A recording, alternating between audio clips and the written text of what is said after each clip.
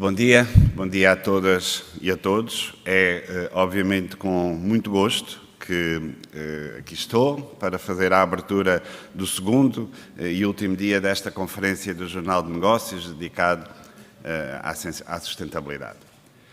A agenda e os oradores convidados, de áreas tão diversas, ilustram bem a sua importância e abrangência. Já aqui nos falaram dos trabalhos do primeiro dia e estou certo que este segundo dia vai ser tão rico como o primeiro. Este é um tema definidor do nosso futuro coletivo, ainda mais importante e urgente no atual contexto geopolítico. Um tema que diz respeito a todos, agentes políticos e agentes de política, instituições financeiras e empresas não financeiras, academia, associações não governamentais e cidadãos. Ninguém se pode aliar, na verdade, deste debate. Ninguém pode demitir-se de participar no esforço coletivo de adaptação às alterações climáticas e de descarbonização, de preservação dos nossos ecossistemas, de promoção de uma economia circular e de cidades sustentáveis. Na verdade, da criação de empresas mais inclusivas. Para os economistas, a noção de sustentabilidade sempre foi familiar. Este conceito, importado das ciências exatas, transmite a ideia de um sistema que está em equilíbrio e se autoalimenta. Um sistema que funciona eficientemente sem entrar em ruptura. Os economistas desde sempre conhecem os limites físicos à atividade económica. Os primeiros textos de economia mostram isso muito claramente.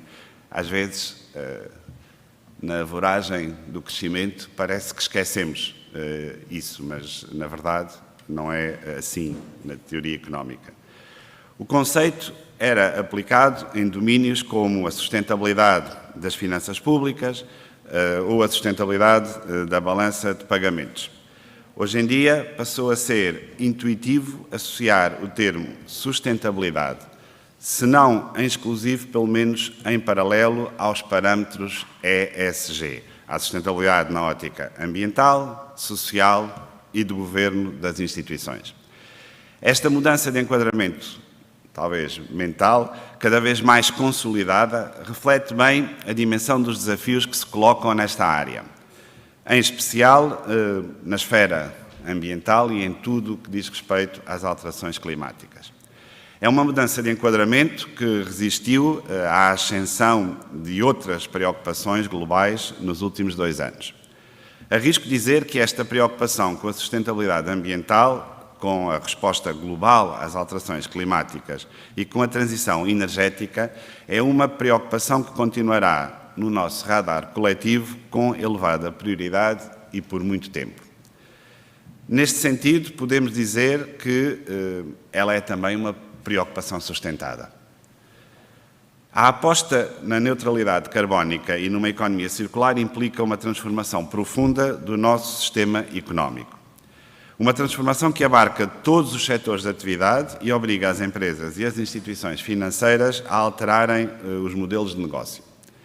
A tarefa de reconversão da economia é, vista deste ponto de vista, ciclópica, como só poderia ser perante a ameaça que estamos, na verdade, confrontados. As políticas públicas têm um papel determinante a desempenhar neste processo, como facilitadoras, indutoras e catalisadoras da transformação. Não se trata de substituir o papel da iniciativa e dos agentes privados. Trata-se, sim, de lidar com as falhas de mercado que, como bem sabemos, estão na origem destes fenómenos e resultam em níveis subótimos de investimento em tecnologias mais sustentáveis e investigação e desenvolvimento. É o poder político quem, em primeira linha, tem a legitimidade e os instrumentos mais eficazes para agir. Este deve, em primeiro lugar, penalizar atividades intensivas em carbono ou poluentes. Sabemos-lo há muito, muito tempo. Ao fazê-lo, aproxima o custo privado dessas atividades daquilo que é a nossa avaliação tem vindo a alterar-se, do custo social dessas atividades. Refiro-me, em particular, ao recurso a mecanismos baseados no funcionamento do mercado, como impostos sobre carbono ou licenças de emissão, a par de uma regulamentação ambiental mais estrita. Também pode incentivar atividades ambientalmente sustentáveis, recorrendo a subsídios ou a investimentos públicos em infraestruturas ditas verdes. E, claro, não podemos ignorar os custos significativos e desiguais deste tipo de políticas, que já são, aliás, hoje bem visíveis. Para garantir que a transição é viável e aceitável, poderão ser adotadas políticas redistributivas que compensem as famílias, regiões e países mais afetados pela transição energética. Uma transição estrutural numa economia, numa sociedade, é sempre um processo longo, deve ser um processo acompanhado e quanto maior clareza houver em relação aos seus objetivos, mais simples é para todos adaptarem a essa transição. Em Portugal, neste momento, o Plano de Recuperação e Resiliência vem permitir um conjunto de reformas e investimentos no domínio da transição climática que são absolutamente cruciais. Em Portugal, cerca de 38% dos 16,4 mil milhões de euros serão investidos em áreas estratégicas, como sejam o mar, a mobilidade sustentável, a descarbonização da indústria, a eficiência energética em edifícios e as energias renováveis. Uma implementação eficiente dos projetos do PRR é, assim, essencial para aumentar a produtividade e a competitividade da economia portuguesa e também para a transição climática. E é uma fonte de financiamento essencial para esta transição, que não é uma corrida de 100 metros, é um processo longo e deve ser acompanhado por todos.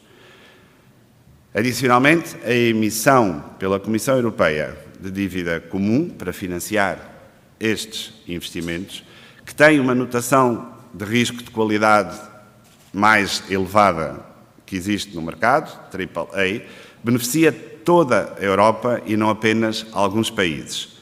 Não pode ser, assim, desperdiçada sob pena do momento de partilha de risco mais aprofundado da Europa desde a criação do euro ser dado como perdido. Por isso, só uma implementação eficiente dos recursos do Next Generation EU permitirá dar continuidade a esse momento de integração europeia lançado em 2020 e com este desígnio de sustentabilidade e de solidariedade muito vincado. E podemos perguntar qual é o papel que os bancos centrais podem ter neste processo. É inquestionável que a transição para uma economia mais sustentável afeta o mandato dos bancos centrais, em particular na salvaguarda da estabilidade financeira, mas também na política monetária. Desde logo porque as alterações climáticas são uma importante fonte de risco para as instituições financeiras.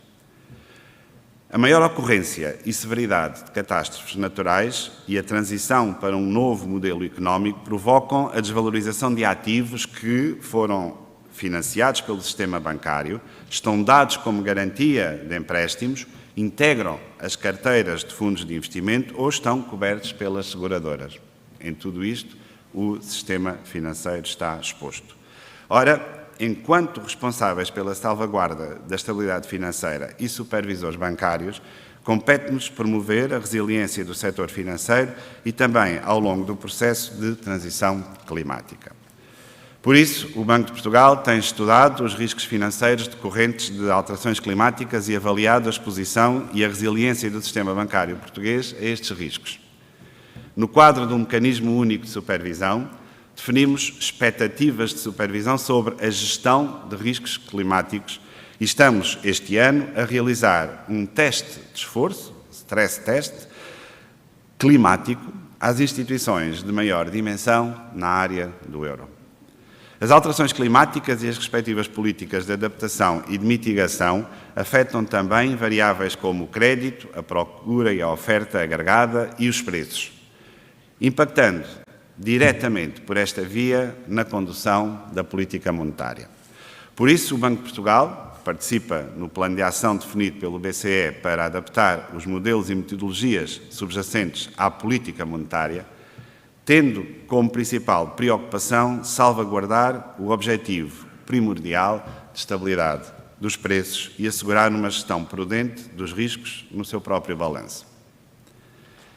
Adicionalmente, há uma outra área em que os bancos centrais podem e devem contribuir. Refiro-me à função de investigação e de aconselhamento aos governos no domínio económico e financeiro. Ao darmos às alterações climáticas ou à biodiversidade um lugar mais proeminente nas nossas agendas de investigação, contribuiremos para políticas ambientais mais bem fundamentadas e mais eficazes. É precisamente o que o Banco de Portugal tem vindo a fazer. Publicámos, ao longo dos últimos 2 anos, estudos e análises sobre os impactos macroeconómicos e financeiros das alterações climáticas e sobre as políticas ótimas de resposta. Estamos também a participar no projeto coordenado pela Agência Portuguesa do Ambiente para avaliar a vulnerabilidade do território nacional às alterações climáticas no século XXI, cujos resultados serão apresentados já em 2023. Em suma, não podemos deixar de integrar considerações ambientais nas nossas políticas e nos nossos quadros de decisão, no cumprimento estrito dos nossos mandatos enquanto agentes da política monetária. E isto, por si só, é, obviamente, já um enorme desafio. Na revisão da estratégia de política monetária que ocorreu no verão de 2021, há uma secção dedicada às alterações climáticas, ao investimento verde, há uma adesão do Eurosistema a esta agenda. Como referi, a sustentabilidade ambiental coloca especiais responsabilidades aos poderes públicos em geral e aos bancos centrais em particular, mas o setor financeiro tem também um papel determinante a desempenhar. Como já foi demonstrado por várias entidades de referência, a transição energética constitui um desafio comportamental e financeiro de uma dimensão absolutamente excepcional. O Banco Europeu de Investimentos estimou que, para atingir o objetivo de reduzir em 55% as emissões de gases com o efeito estufa até 2030, a União Europeia vai necessitar de investimentos adicionais equivalentes a 2,1% do PIB por ano. O Fundo Monetário Internacional apresentou estimativas que até considerou conservadoras, segundo as quais atingir a meta global de net zero em 2050, ou seja, emissões nulas de gases com efeito de estufa em termos líquidos, requer investimentos adicionais de 0,6% a 1% do PIB global em cada ano. O McKinsey Global Institute, por seu turno, calculou que essa mesma meta de net zero em 2050 vai exigir um esforço cujo ponto mais alto deverá acontecer entre 2026 e 2035, com investimentos adicionais que serão, nessa altura, equivalentes a 1,6% do PIB global. Perante valores desta ordem de grandeza, há uma conclusão incontroversa. O investimento público terá necessariamente de ser acompanhado por um volume ainda maior de investimento privado. Sobretudo tendo em conta que estamos perante valores adicionais de investimento, ou seja, a acrescer aos investimentos para substituir o capital produtivo existente, também reorientados para a transição, mas que teriam de ser realizados de qualquer forma. Que se trata de um esforço a sustentar ao longo de décadas. E que falamos de valores globais, ou seja, o esforço será certamente desigual entre países e setores. Já o disse, as políticas públicas são determinantes para a transição e, portanto, são também determinantes para o investimento privado. Mas o envolvimento do setor financeiro também será crucial.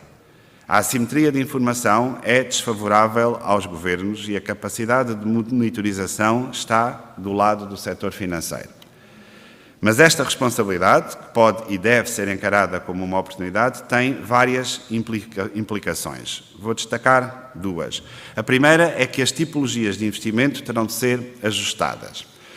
Quer isto dizer que os projetos de investimento sustentável tipicamente envolvem tecnologias inovadoras, acarretam custos consideráveis em investigação e desenvolvimento, incorporam uma forte intensidade de capital e têm horizontes de concretização muito longos, medidos em décadas. Estas características requerem instrumentos de capital, quase capital, capital de risco e outras modalidades menos comuns, além dos tradicionais mercados de crédito bancário e de obrigações. E esta é uma adaptação que o sistema financeiro tem que propiciar. Uma segunda implicação tem que ver com a qualidade da informação subjacente a este investimento. A boa avaliação dos riscos e das oportunidades relacionados com a sustentabilidade ambiental exige que a informação esteja disponível, seja de boa qualidade e comparável e não comporte custos excessivos. Várias entidades de referência têm estudado esta questão, que pode ser vista como os alicerces do edifício. Sem bons dados, não conseguimos tomar boas decisões. Falo, por exemplo, do Fundo Monetário Internacional, de novo, mas também do Financial Stability Board, da Network for Greening the Financial System e da International Financial Reporting Standards Foundation. São tudo instituições que têm feito um investimento muito grande no lado da informação. O Banco de Portugal, mais uma vez, tem acompanhado todos estes fora internacionais e contribuído para estes esforços. De facto, necessitamos de dados, de muitos dados, de muita informação, que permitam aos supervisores monitorizarem os riscos para a estabilidade financeira de origem ambiental, que forneçam aos investidores a informação necessária para avaliarem as empresas e os projetos efetivamente verdes, que informem as diversas partes envolvidas quanto aos planos de transição das empresas para formas de funcionamento mais sustentáveis. Todos devemos estar conscientes de que a transição energética está já a acontecer e tenderá a intensificar-se. As instituições financeiras nacionais, em particular, necessitam de interiorizar essa realidade. Todas as decisões públicas que envolvem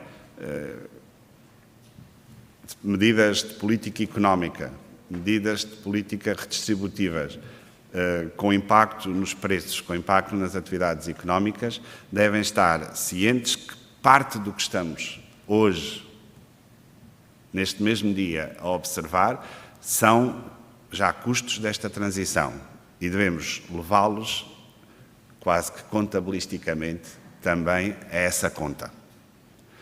Não podemos pretender fazer desta transição, como eu referi há pouco, e permitam-me que me repita, uma corrida de 100 metros, nem uma corrida de obstáculos. Esses obstáculos serão tão mais relevantes quanto menos informada for a transição. Se definirmos o caminho, estou consciente de que todos os agentes económicos que eu referi ao longo da minha intervenção saberão colocar-se nessa transição e tomar as decisões mais adequadas. A única coisa que não podemos fazer é adiar. O custo de adiar este processo de adaptação, aguardando que os quadros de regulação e de reporte estejam completos, será provavelmente muito superior ao custo de agir desde já, mesmo e reconhecendo as limitações e as lacunas que quer os dados, quer a incerteza nos colocam e que todos reconhecemos. Muito obrigado.